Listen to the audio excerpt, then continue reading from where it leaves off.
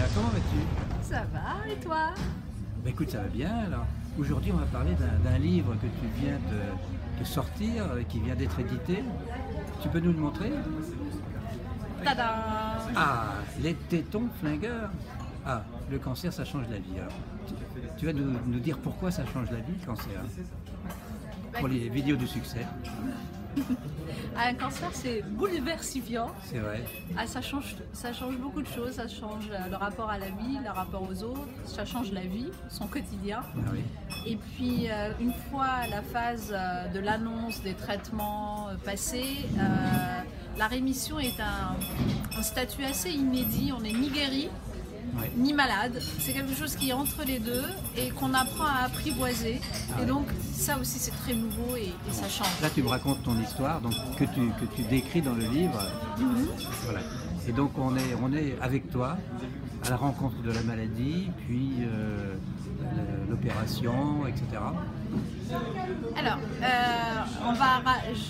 je vais raconter ça un petit peu chronologiquement. Déjà, j'étais quelqu'un de plutôt sain dans ma vie. Enfin, je menais une hygiène de vie très saine, sport, méditation, végétarienne. Donc, j'étais loin de penser qu'un jour j'allais Être avoir un atteinte cancer. par cette maladie. Oui. Et je l'ai apprise toute seule en plus, parce que ça faisait 6 mois que j'avais fait une mammo-échographie de contrôle, tout était normal. Et un matin, en sortant de la douche, je ne sais pas pourquoi, j'ai posé ma main sur le sein et j'ai senti une toute petite boule, mais alors toute petite, mais qui était à fleur de peau. Alors, était un peu plus loin, je ne l'aurais jamais senti et ça m'a sauvé la vie, parce que en découvrant ce petit point, j'ai demandé tout de suite à refaire une mammo. Et en fait, le petit point était le buisson qui cachait la forêt, parce qu'il y avait une forêt de 6 Et ta réaction tumeurs. quand tu as senti ça, c'était fort quand même. Alors la réaction a été sur le moment comme une évidence. J'ai été traversée d'un frisson de la tête aux pieds et j'ai su dans l'instant que c'était pas bénin.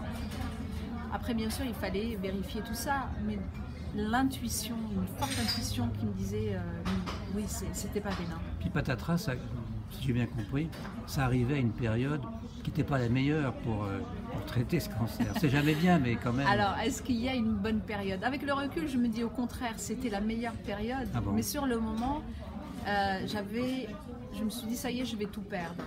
Je sortais d'une période très compliquée à tous les niveaux, que ce soit financièrement, professionnellement, affectivement. Effectivement, oui. Et même dans la famille, enfin ma petite famille qui était juste mon fils qui venait, enfin l'année précédente venait d'être hospitalisé Peu importe, oui. peu importe. Et donc là tout allait mieux, je venais de rencontrer quelqu'un avec qui je venais de m'installer et ça se passait très bien. Mon fils enfin allait mieux, il était bien dans ses bottes et il allait commencer sa terminale. Et on venait de me proposer le job de mes rêves. Et je me suis dit, hop, enfin je sors de la mouise et tout va rouler. Et là, le truc qui me tombe dessus, je dis, ok, mon chéri, on n'a ni maison ni enfant entre nous. Donc il peut prendre ses bagages et partir parce que c'est lourd à gérer. Mon fils, patatras, il commence à se sentir mieux et à envisager sa terminale sereinement. Et puis patatras, et puis surtout mon boulot. C'était vraiment le boulot de mes rêves et ça l'est toujours. Et là, Donc tu as traversé plusieurs étapes, tu peux nous en parler? Alors les étapes. D'abord l'abattement. Non, même pas. Je dirais des questionnements aussi légitimes qu'inutiles. Oui. Pourquoi moi? Pourquoi maintenant? Je mérite pas ça. Enfin, et puis on pense bien sûr que le cancer ne concerne que les autres. Ça n'arrive qu'aux autres comme des accidents et voilà. Et quand on est dedans, c'est voilà. C'est comme les statistiques, on connaît les statistiques, mais quand ça nous arrive, c'est 100% la mouise. Donc on est en plein dedans. La deuxième étape qui a suivi, ça a été vraiment l'abattement. J'étais pas bien, je me suis renfermée sur moi-même, mon petit monde s'était effondré. Et la troisième étape et la plus importante a été l'acceptation. Et à partir de là, je vais paraître bizarre, mais j'ai vécu le cancer un peu dans une sorte de grâce et de joie.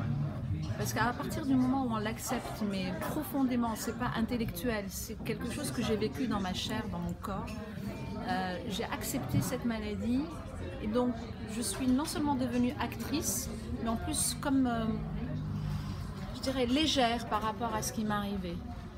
Et ça a été la grande leçon, belle leçon de ce cancer. Et depuis, je ne suis plus pas du tout la même vis-à-vis de la vie. Et tu as eu une ablation de sein, Oui, il fallait accepter, quand je dis acceptation, il fallait accepter la maladie, il fallait accepter de perdre un sein, il fallait accepter de perdre les cheveux parce qu'on m'avait annoncé que j'allais avoir plusieurs séances de chimio. Il fallait accepter de perdre une part de féminité et tout ça était compliqué. En plus d'être malade, pas bien, pas belle, très fatiguée. C'est tout ça l'acceptation, bien sûr. Et donc, après le traitement, si je puis dire, tu es partie vers des médecines alternatives?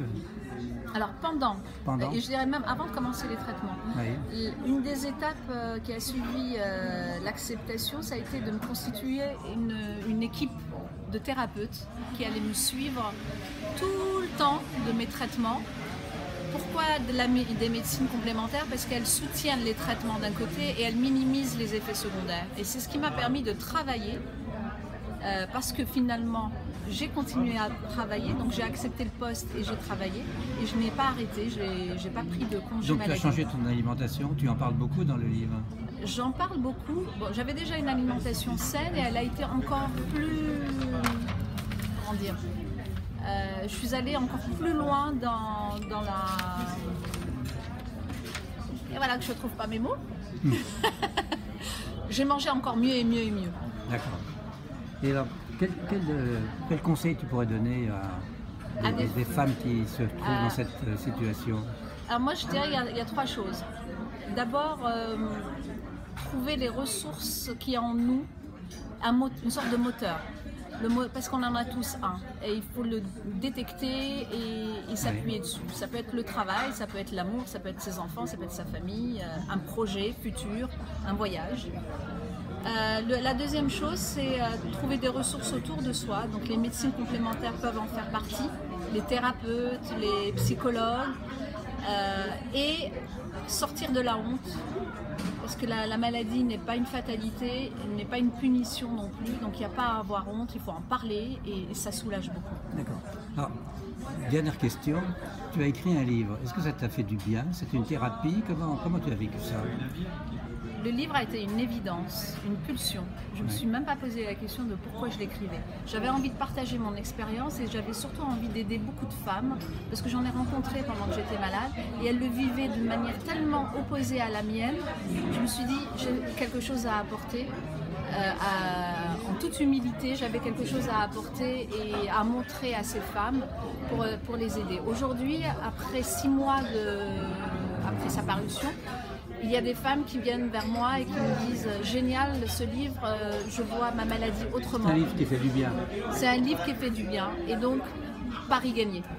Écoute, merci beaucoup Sonia. C'est moi qui te remercie. Tu es très belle maintenant avec tes longs cheveux. Oui, ils ont poussé entre-temps, comme on peut le voir. Oui. Mais je les ai vraiment perdus complètement. Bravo pour tout. À bientôt Sonia.